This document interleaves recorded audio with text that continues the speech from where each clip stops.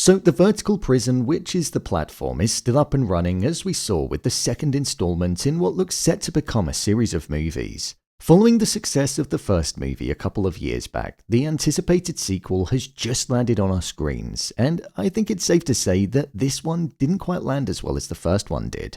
Focused on Perempuan, an individual that sent herself to the platform in order to give herself time to forgive herself for a death that was caused by a piece of her art. This movie tackled slightly different themes to the original one, and we saw that a revolution of solidarity was formed, which meant that it was no longer a lawless land. With a real deeper meaning at the core of this movie and a couple of different interpretations, let's jump into the video and break down all that there was to take away from it. Here is the Platform 2 ending explained.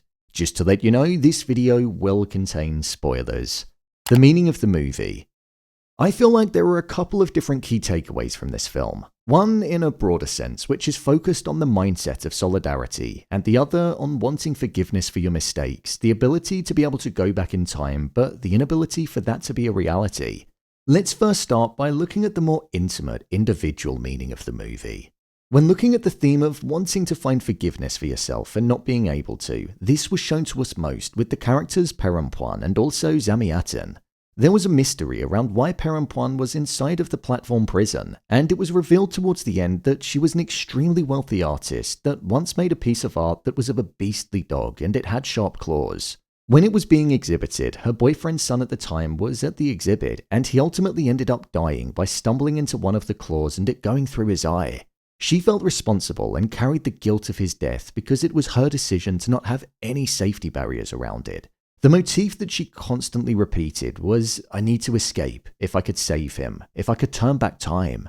This is something that really leaned into the fact that she wanted to repent for what she believed was her sins and go back and prevent it from happening, something which just wasn't possible. This is why in the final third, when she saw the young boy on the bottom floor, she felt like he was going to die due to the greed and selfishness that everybody else above had, and then took him down to the lower floor where there was a chance that they could escape. With her hitting her head and getting injured in doing so, it showed that she valued the life of the child over her own, and that she was willing to do what she could to save him, even if it meant getting herself harmed. This was her way of ensuring that another child pretty much didn't die on her watch, and trying to make her wrong right. When she reached the level of the ground floor, we saw that she was told, "Only he can go up. Your journey is over, but he may have another chance." I feel like this was pretty metaphorical and was leaning into the fact that because the person in front of her was a kid, he had many chances in life and his journey was just beginning. But as an adult, Perempuan was within her journey, and the mistakes that she made was something that would always hold her a prisoner inside of her own mind. She'd never be free of the guilt that she carried, hence why there was no way of her being able to get outside of the platform. It was said earlier on in the movie that nobody survived there, nobody ever got out, and that was also the case with Perempuan. It was too late for her, and she was going to be trapped there for good, whether it be her dying there or just simply never being able to escape.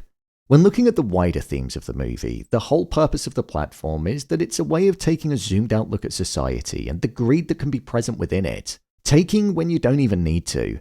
For example, the only way somebody survives on a lower level of the platform is due to everybody sticking to the rules and not taking food that isn't theirs. I think this was highlighted better in the original movie, when the main character Goring was quite literally starving and on the cusp of death. It was made apparent in this movie as well. However, we saw that the revolution of solidarity, which was led by Dagimbabi and his anointed ones, would travel from floor to floor and inflict punishments and kill individuals if they broke the rules. That's because the people that followed his rules would be involved within it and follow the law that was created. I didn't quite understand the need to make him this messiah-like figure and for it to be like a cult. That was something that I felt was a bit shoehorned into the approach that they had, because there were no real biblical connections or even actions. It was just a man who became a leader through him wanting change and actually inflicting violence in order to make it happen. I also didn't quite understand the people's desire to just eat more because they could. I understand it's a broader look at society, but in the context of this setting where you never know which floor you're going to end up on, it's a pretty flawed mindset to have. We saw the divide in what was pretty much a society and how different viewpoints and beliefs can clash when you go against them. Personally, with regards to both meanings of this movie, I preferred the one that was focused on individuality and being trapped within your own mind. My review of the movie. Honestly, I think this is a film of 3/3, where it started off quite strong in reintroducing us to the world of the platform. We had two really good characters in Perempuan and Zamiatin. But then, as the story went on, I just feel it got a bit ridiculous. The consequences existed, but they felt a bit exaggerated. And then, right at the end, it just became a bit of a fever dream that didn't quite make sense and was extremely confusing. I almost feel like there was a bit too much going on for its own good. I thought the introduction of a revolution occurring, which caused loyalists and barbarians to be formed, which meant that there was a divide, was a cool concept. But I almost didn't like the free-flowing nature of people just switching between their platforms that much. I think we ultimately lost something because of that. The first film was great because it felt quite intimate until the end, because it was very conversation focused. This one kind of lost that intimacy and instead replaced it with a conveyor belt of characters that just kept being introduced to us and then being killed. The whole idea of the platform being a visual representation of your mind and the mistakes that you can't outrun, which essentially lead you to be trapped there, is something that I think is an interesting concept, but I just don't think it was executed that strongly in this feature. The movie was genuinely at its best when Perempuan and Zamiatin were together. I wish that dynamic had been explored a little bit more, and I wish that Zamiatin didn't get killed off as easily as he did. I feel like the both of them fighting to survive against Daginbabi and the Anointed Ones would have made a more interesting story, especially with the fact that Zamiatin broke the rules. It was teased to us, but then cut short, which I thought was a massive shame. Daginbabi was an interesting character too, but there was no real threat, and it felt like he was also killed off really easily, considering he was a leader. In terms of the pacing, it didn't feel too long of a movie, because I suppose it wasn't. And to be honest, it's filled with quite a lot of action, which does make for some light entertainment. It's just the final third that feels like a bit of a drag. Visually, I think this movie is actually pretty nice on the eye. They don't hold back in what we get shown, which means that we do see some horrific stuff. But it doesn't take away from the chilling environment that's being created and the hostility that feels like is constantly brewing and on the cusp of erupting. In terms of the performances, I thought all of the acting was pretty solid. Melina Smith as the lead carried the movie on her shoulders, and she did a great job in doing so. And the rest of the cast, with their brief windows of appearances, also delivered strong performances too. There wasn't really a weak link, which is a positive.